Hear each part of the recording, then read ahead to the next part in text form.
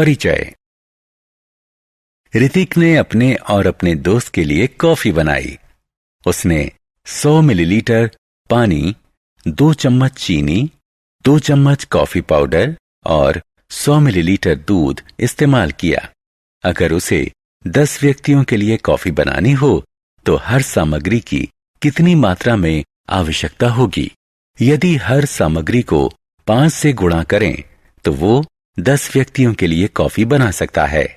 इसी तरह की स्थितियां हमारे सामने भी आती हैं, जिनमें हम देखते हैं कि एक की मात्रा में अंतर से दूसरे की मात्रा में अंतर पड़ता है। उदाहरण के लिए, अगर खरीदी गई किताबों की संख्या बढ़ती है तो उनकी कुल कीमत भी बढ़ जाती है। आप जितनी अधिक कसरत करते हैं उतने ही सुडौल हो जाते हैं। उद्देश्य। इस पाठ के अंत में आप निम्न करने में सक्षम हो जाएंगे: भिन्नता की अवधारणा पर चर्चा करना, समानुपात को परिभाषित करना, प्रत्यक्ष भिन्नता के अंतर्गत समस्याएं सुलझाना, विलोम अनुपात को पहचानना, विलोम अनुपात के अंतर्गत समस्याओं का मूल्यांकन करना। समानुपात। यदि 1 लीटर दूध की कीमत 9 रुपए है तो 5 लीटर दूध की कीमत क्या होगी? जवाब है 45 रुपए। इसी प्रकार हम 7 लीटर या 9 लीटर दूध की कीमत निकाल सकते हैं। यदि दूध के लीटर बढ़ते हैं तो कीमत भी इस तरह बढ़ती है कि अनुपात स्थिर रहता है। उदाहरण, मान लो एक जीप 4 लीटर पेट्रोल में 50 किलोमीटर चलती है तो 8 लीटर में कितना चलेगी? उत्तर है 100 किलोमीटर। हमने इस उत्तर के लिए गणना इस प्रकार की: 4 लीटर पेट्रोल में 50 किलोमीटर दूरी तय की।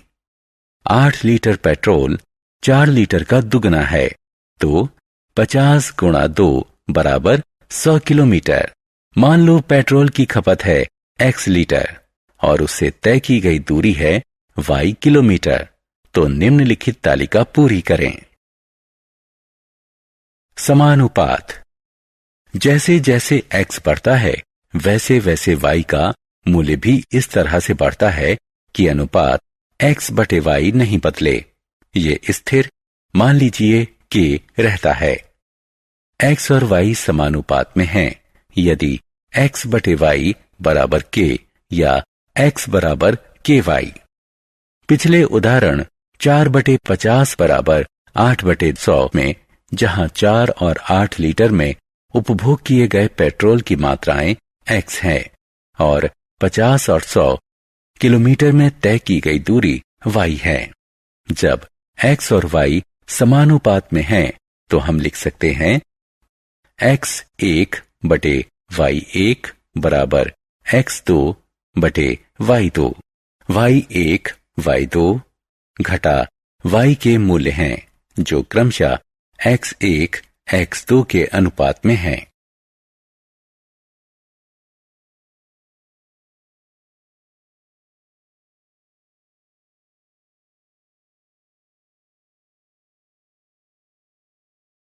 उदाहरण 2, 50 मीटर ऊंची एक मीनार की 35 मीटर लंबी परछाई पड़ती है, तो समान परिस्थितियों में उस प्रकाश स्तंभ की ऊंचाई क्या होगी जिसकी 45 मीटर लंबी परछाई पड़ती है? हल। मान लीजिए प्रकाश स्तंभ की ऊंचाई है x मीटर। हम तालिका बनाते हैं जैसे कि नीचे दिखाई गई है। ऊंचाई जितनी अधिक होगी परछाई उतनी ही लंबी होगी, इसलिए ये हुआ समानुपात। हम निम्नलिखित संबंध अपनाएंगे। प्रकाश स्तंभ की ऊंचाई है 64.2 मीटर। यह संबंध इस प्रकार लिखा जा सकता है: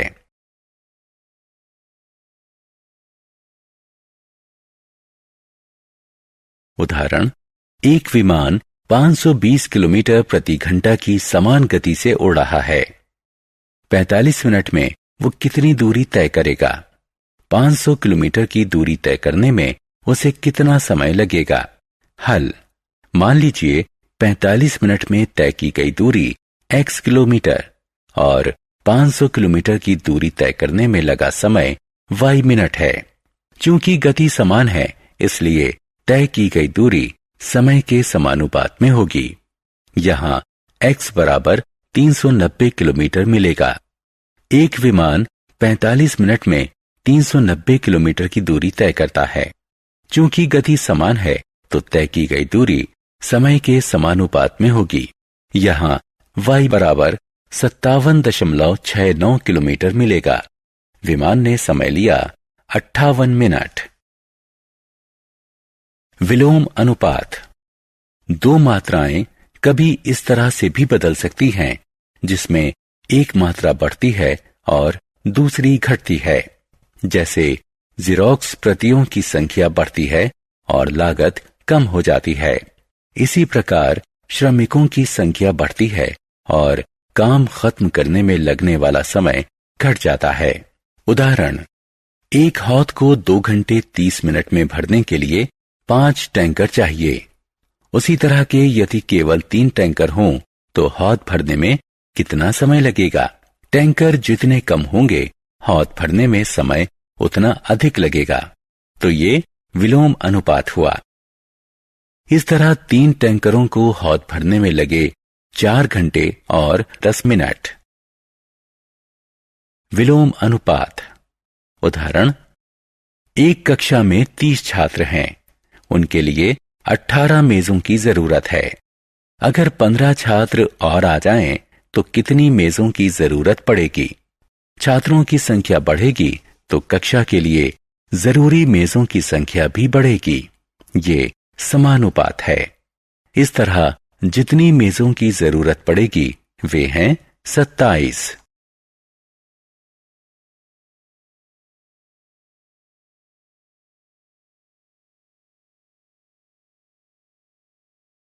सारांश।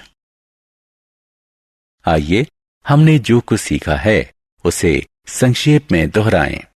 अगर दो राशियां x और y इस तरह एक साथ बढ़ती घटती हैं कि उनके समकक्ष मूल्यों का अनुपात स्थिर रहे, तो वो समानुपात में मानी जाती हैं।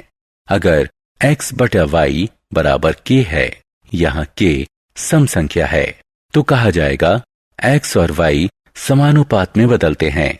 ऐसे मामले में यदि y के मूल्य y1, y2 है, जो क्रमशः x की x1 और x2 के मूल्य के समकक्ष है, तो x1 बटा y1 बराबर x2 बटा y2।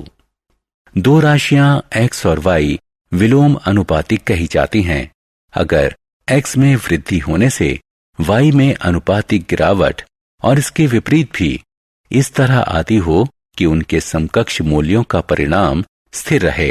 अर्थात अगर xy बराबर k है, तो कहा जाता है कि x और y में विलोम अनुपातिक बदलाव होता है। इस स्थिति में यदि y1, y2, y के मूल्य हैं जो क्रमशः x के मूल्य x1, x2 के समकक्ष हैं, तो x1, y1 बराबर x2, y2 या x1 बटा x2 बराबर y2 बटा y1।